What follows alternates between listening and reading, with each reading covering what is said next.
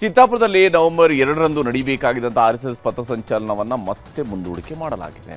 ಯಾಕಂದರೆ ಹೈಕೋರ್ಟ್ ವಿಭಾಗೀಯ ಪೀಠದಲ್ಲಿ ಅರ್ಜಿದಾರರು ಮತ್ತು ಸರ್ಕಾರದ ಅಡ್ವೊಕೇಟ್ ಜನರಲ್ ಮತ್ತೊಂದು ಸಭೆಗೆ ಮನವಿಯನ್ನು ಮಾಡಿದ್ದಾರೆ.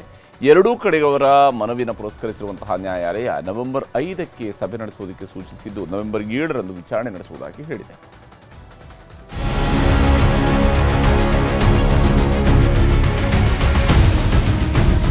ಇದೇ ತಿಂಗಳು ಅಕ್ಟೋಬರ್ 19ಕ್ಕೆ ಚಿತ್ತಾಪುರದಲ್ಲಿ ಆರ್ಎಸ್ಎಸ್ನವರು ಪಥಸಂಚಲನಕ್ಕೆ ಅನುಮತಿ ಕೇಳಿದ್ರು. ರಾಜಕೀಯ ವಾಕ್ಸಮರದ ಮಧ್ಯೆ ಚಿತ್ತಾಪುರ ತಹಶೀಲ್ದಾರ್ ಆರ್ಎಸ್ಎಸ್ ಪರೇಡ್ಗೆ ಅನುಮತಿ ಕೊಟ್ಟಿರಲಿಲ್ಲ.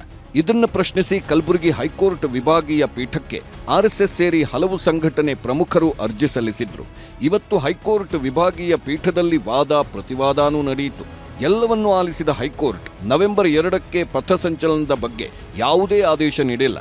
ನವೆಂಬರ್ 5ಕ್ಕೆ ಸಮಾಲೋಚನೆ ನಡೆಸಿ ನಿರ್ಧಾರ ಮಾಡಿ ಅಂತ ಹೇಳಿದ್ದು ಅರ್ಜಿ ವಿಚಾರಣೆಯನ್ನ ನವೆಂಬರ್ 7ಕ್ಕೆ ನ್ಯಾಯಮೂರ್ತಿ ಎಂಜಿಎಸ್ ಕಮಲ್ ಅವರಿದ್ದ ಏಕಸದಸ್ಯ ಪೀಠ ಮುಂದೂಡಿಕೆ ಮಾಡಿದೆ. ಈಗ ಹೈಕೋರ್ಟ್ ಆದೇಶದನ್ವಯ ಚಿತ್ತಾಪುರ ಪಥಸಂಚಲನದ ಸಂಘರ್ಷ ಕಲಬುರಗಿಯಿಂದ ಬೆಂಗಳೂರಿಗೆ ಶಿಫ್ಟ್ ಆಗಿದೆ. ಸರ್ಕಾರದ ಪರವಾಗಿ ಅಡ್ವೊಕೇಟ್ ಜನರಲ್ ಶಶಿಕಿರಣ್ ಶೆಟ್ಟಿ ವಾದ ಮಾಡಿದ್ರೆ ಆರ್ಎಸ್ಎಸ್ ಪರವಾಗಿ ಹಿರಿಯ ವಕೀಲ ಅರುಣ್ ಶ್ಯಾಮ್ ವಾದ ಮಂಡಿಸಿದ್ರು.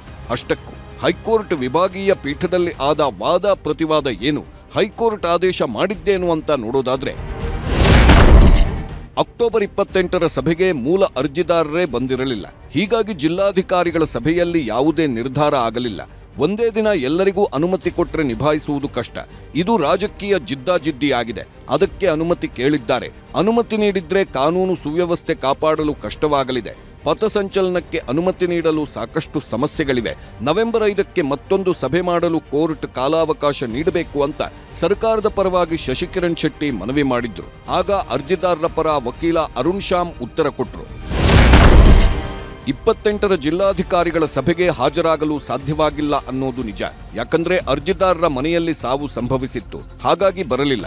ಸರ್ಕಾರದ ಪರ ವಕೀಲರೇ ಹೇಳಿದಂತೆ ಇನ್ನೊಂದು ಸಭೆ ನಡೆಸಲಿ, ನವೆಂಬರ್ 5ಕ್ಕೆ ಮತ್ತೆ ಸಭೆ ನಡೆಸಲಿ, ನಾವು ಹಾಜರಾಗುತ್ತೇವೆ. ಕೆಲವರು ವಿಡಿಯೋ ಕಾನ್ಫರೆನ್ಸ್ ಮೂಲಕ ಹಾಜರಾಗುತ್ತೇವೆ. ಎಷ್ಟು ಜನ ಬರ್ತೇವೆ, ಮುಂಜಾಗ್ರತೆ ಏನು ಅನ್ನೋದನ್ನ ಸ್ಪಷ್ಟಪಡಿಸ್ತೀವಿ. ಸಭೆ ಎಲ್ಲಿ ಅಂತ ಹೇಳಿದ್ರೆ ಸಾಕು. ಆದ್ರೆ ಭದ್ರತೆ ನೆಪ ಹೇಳಿ ಪಥಸಂಚಲನಕ್ಕೆ ಅನುಮತಿಯನ್ನ ಮತ್ತೆ ನಿರಾಕರಿಸಬಾರದು. ಭದ್ರತೆಗಾಗಿ ಅಗತ್ಯ ಬಿದ್ದರೆ ಕೇಂದ್ರ ಸರ್ಕಾರದ ಸಹಾಯ ಕೇಳಲಿ. ಕೇಂದ್ರ ಅರೆಸೇನಾ ಪಡೆ ಬಳಸಿಕೊಳ್ಳಲು ಕೋರ್ಟ್ ಸೂಚನೆ ಕೊಡಬೇಕು. ಜೊತೆಗೆ ಪಥಸಂಚಲನಕ್ಕೆ ದಯವಿಟ್ಟು ಅವಕಾಶ ಮಾಡಿಕೊಡಬೇಕು ಅಂತ ಅರುಣ್ ಶ್ಯಾಮ್ ಮನವಿ ಮಾಡಿದ್ರು. ಕೊನೆಗೆ ನ್ಯಾಯಮೂರ್ತಿಗಳು ಸಭೆ ಎಲ್ಲಿ ನಡೆಸ್ತೀರಾ ಅಂತ, ನನ್ನ ಕಚೇರಿಯಲ್ಲೇ ಮಾಡ್ತೀವಿ ಅಂತ ಶಶಿಕಿರಣ್ ಶೆಟ್ಟಿ ಹೇಳಿದ್ರು. ಇದಕ್ಕೆ ಅರ್ಜಿದಾರರ ಪರ ವಕೀಲರು ಒಪ್ಪಿಗೆ ನೀಡಿದ್ರು. ಆಗ ಹೈಕೋರ್ಟ್ ನ್ಯಾಯಮೂರ್ತಿಗಳು ಇಬ್ಬರಿಗೂ ಸಲಹೆ ಕೊಟ್ಟು ಆದೇಶನೂ ಮಾಡಿದ್ರು. ಎಲ್ಲ ಕಡೆ ಶಾಂತಿಯುತ ಕಾರ್ಯಕ್ರಮಗಳು ನಡೆಯಬೇಕು. ಮುಂದಿನ ದಿನಗಳಿಗೂ ಪಥಸಂಚಲನ ಮಾದರಿಯಾಗಬೇಕು. ನವೆಂಬರ್ 5ರಂದು ಸಮಾಲೋಚನೆ ಸಭೆ ನಡೆಸಬಹುದು. ಎಲ್ಲ ಸುಸೂತ್ರವಾಗಿ ಆಗಲಿ ಅನ್ನೋದು ಕೋರ್ಟ್ ನಿರೀಕ್ಷೆ ಆಗಿರುತ್ತೆ. ಇಲ್ಲದಿದ್ರೆ ನ್ಯಾಯಾಂಗ ವ್ಯವಸ್ಥೆ ಮೇಲೂ ಜನರಿಗೆ ನಂಬಿಕೆ ಬರಲ್ಲ. ಸರ್ಕಾರದ ಆಡಳಿತ ವ್ಯವಸ್ಥೆ ಬಗ್ಗೆಯೂ ಜನರಲ್ಲಿ ನಂಬಿಕೆ ಹೋಗುತ್ತದೆ. ಹಾಗಾಗಿ ಸಭೆ ಸುಸೂತ್ರವಾಗಿ ನಡೆಸಿ. ಸಭೆಗೆ ಪ್ರತಿ ಸಂಘಟನೆಯಿಂದ 3 ಮಂದಿ ಹಾಜರಾಗಬಹುದು. ನವೆಂಬರ್ 5ರ ಸಂಜೆ 5 ಗಂಟೆಗೆ ಸಭೆ ನಡೆಸಿ ವರದಿ ಸಲ್ಲಿಸಿ. ನೀವು ಕೊಟ್ಟ ವರದಿ ಆಧರಿಸಿ ನವೆಂಬರ್ 7ರ ಸಂಜೆ 4ಕ್ಕೆ ಕೋರ್ಟ್ ನಿರ್ಧಾರ ತಿಳಿಸಲಿದೆ ಅಂತ ಜಡ್ಜ್ ಅರ್ಜಿ ವಿಚಾರಣೆ ಮುಂದೂಡಿದ್ರು. ಇದಿಷ್ಟು ಕಲಬುರಗಿ ಹೈಕೋರ್ಟ್ ವಿಭಾಗೀಯ ಪೀಠದಲ್ಲಿ ನಡೆದ ವಿಚಾರಣೆಯ ಹೈಲೈಟ್ಸ್. ಇದರ ಜೊತೆಗೆ ಕೇಂದ್ರ ಸರ್ಕಾರವನ್ನು ಪ್ರತಿವಾದಿಯನ್ನಾಗಿ ಸೇರ್ಪಡೆ ಮಾಡುವಂತೆ ಅರ್ಜಿದಾರರು ಕೋರಿದ್ದು ನವೆಂಬರ್ 7ಕ್ಕೆ ಚಿತ್ತಾಪುರ ಚದುರಂಗದಾಟದ ಭವಿಷ್ಯ ತೀರ್ಮಾನವಾಗಲಿದೆ.